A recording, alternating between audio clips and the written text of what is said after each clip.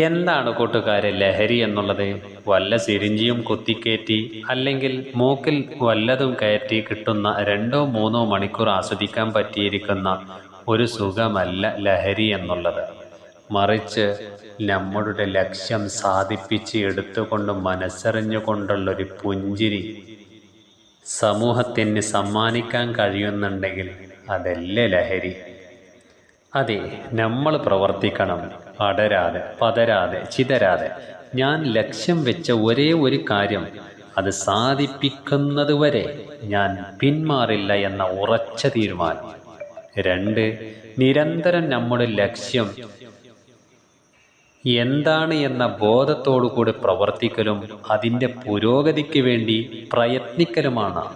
3, വിജയം കിട്ടുമെന്ന് കണ്ടപ്പോൾ എതിരെ വരുന്ന ഒരുപാട് ശത്രുക്കളായ ജനങ്ങളുണ്ടാകും.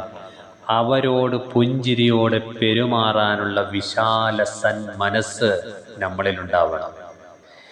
4, കളിയാക്കിയവർക്കും തമാശയായി കണ്ടവർക്കും പരിഹാസത്തിൻ്റെ മാലകൾ വിതറിയ ആളുകൾക്കും നമ്മുടെ ലക്ഷ്യസ്ഥാനം കരസ്ഥമാക്കി മനസ്സറിഞ്ഞുകൊണ്ടുള്ള പുഞ്ചിരി സമ്മാനിക്കാൻ കഴിയണം.